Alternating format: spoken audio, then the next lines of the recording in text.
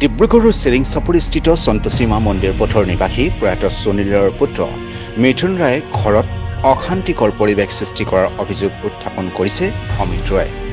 এনেকুৱা আজি প্ৰায় 6-7 বছৰৰ পৰা কণ্টিনিউৱাছলি চলি আছে। সি মানে এজন এডিক্টেড হয়। মোৰ মতে সেইটো আগতেতো ভাং আৰু আপোনাৰ মদটো খাইছিলে, এতিয়া আজিকালি চাগে সি ড্ৰাগছো লৈ আছে, যাৰ কাৰণে মানে অদ্ভুত উৎপাত কৰে, উপদ্ৰৱ কৰে, ঘৰত মাৰপিট কৰে।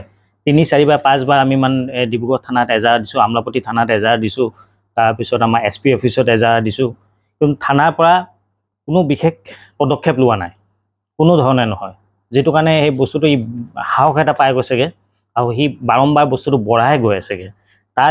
তাৰ ধাৰণা যে এনেকুৱা কৰিব পাৰে মানুহে, এনেকুৱা কৰিলে একো নহয়গৈ, কাৰণ আইন বোলা বস্তুও নাইগৈ, আইন দুৰ্বল হৈ গৈছেগৈ।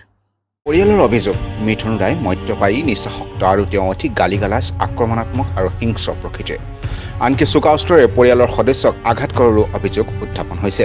ইতিমধ্যে এজাহাৰ দাখিল কৰিছে, আৰক্ষী প্ৰশাসনক কি ক'ব? আৰক্ষী প্ৰশাসনৰ পৰা মই মানে ডিসএপইণ্টেড হৈছোঁ ক'ব গ'লে, কাৰণ মই আজি এতিয়া জাষ্ট আমলাপট্টি থানাৰ পৰা আহিলোঁ। আমলাপট্টি থানাই কৈছে যে আপুনি যোনটো দিছে আকৌ তেখেতক আমি CRPCত পঠিয়াব লাগিব। CRPCত পঠালে কি হয়গৈ, DC কোৰ্টলৈ যায়, DC কোৰ্টত আকৌ বুজা পৰা কৰাই পঠিয়াই দিয়ে। মই ছাৰক বাৰম্বাৰ সুধিছোঁ, এইটো আপুনি কেলৈ কৰিছে?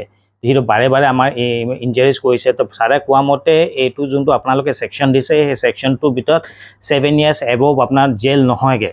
7 years above শাস্তি নহ'লে আমি তাক এৰেষ্ট কৰিব নোৱাৰোঁ। তো মই ছাৰক সুধিলোঁ, 7 years above হ'লে তাৰমানে কি আপুনি সেই দিনটোলৈ ৰৈ আছে নেকি? যদি কোনোবা দিনা মোৰ ঘৰৰ কোনোবা এজনক সি মাৰি পেলাব বা মেডিকেল হস্পিটেলাইজ কৰি দিব, আপুনি সেই দিনটোলৈ ৰৈ আছে নেকি? আইন কি সেই দিনটোলৈ ৰৈ আছে নেকি?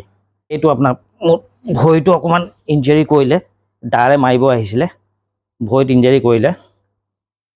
তাৰপিছত যেতিয়া আমি তাক থানালৈ লৈ গ'লোঁ, থানাৰ পৰা পুলিচ আহিলে, লৈ গ'লগৈ। থানাৰ পৰা মানে দুৰ্ভাগ্যজনক, আপোনাৰ থানাত যোৱাটো আপোনাৰ যদি কিবা ঘৰৰ মেটাৰ লৈ পেলাই আপুনি যদি থানাত কোনোবা আপোনাৰ ঘৰৰ মানুহে মাৰিছে বা পিটিছে, আপুনি যদি থানাত যোৱা, অত্যন্ত দুৰ্ভাগ্যজনক কথা যে আমলাপট্টি থানাত কোনো ৰেছপন্স নকৰে। বিষয় সন্দৰ্ভত অমিত ৰায়ে কেইবাবাৰো আৰক্ষীক গোচৰ দিছে যদিও কোনো সুফল লাভ কৰা নাই। ৰাতি 2টা বজালৈকে বহাই আমাক এৰি দিলে, কৈছে ঘৰলৈ যাওক। মই বাৰে বাৰে কৈ আছোঁ যে ঘৰলৈ গৈ সি আকৌ ঘৰত উৎপাত কৰিব, আকৌ উপদ্ৰৱ এটা কৰিলে কি হ'বগৈ? না আমি ৰাখিব নোৱাৰোঁ, এতিয়া IC ছাৰ নাই, আমি ৰাখিব নোৱাৰোঁ। ছেম কথা হ'ল, মই ভবা কথাটোকে হ'ল, আহিলে ঘৰৰ আপোনাৰ গেটটো বন্ধ আছিলে, আমাৰ গেটটো ব্ৰেক কৰিলে, গেটটো ভাঙিলে, গেটৰ তালা ভাঙিলে, গ্ৰিলৰ তালা ভাঙিলে, এইখন দৰ্জা ভাঙিলে, মেইন দৰ্জাটো ভাঙিলে। গোটেইখিনি ফটো আপোনাক দিম মই। গোটেইখিনি দৰ্জা ভাঙি তাৰপিছত ঘৰত সোমাইছে। তো লগে লগে মই আকৌ থানালৈ গ'লোঁ।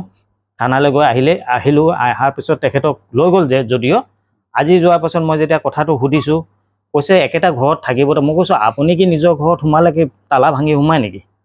সেইটোতো কথা নহয়। যিকোনো মানুহ নিজৰ ঘৰত সোমালেও তালা ভাঙিটো নোসোমায় নহয়।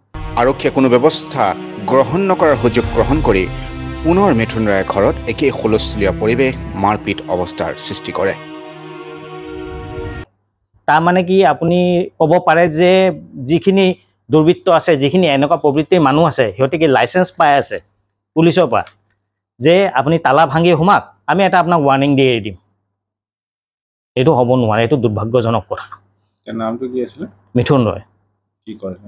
একো কাম ধান্দা নকৰে, সি বিশেষকৈ একো কাম ধান্দা নকৰে। অটো এটা আছে, কেতিয়াবা চলায়, বিশেষটো দিনটো ঘৰতে বহি থাকে। বাচ্চা এটা আছে, বাচ্চাটোৰ নামত এই আংগনবাড়ীৰ পৰা চাউল আনিবলৈ পঠিয়ায়। তেনেকৈয়ে চলি আছে জীৱনটো।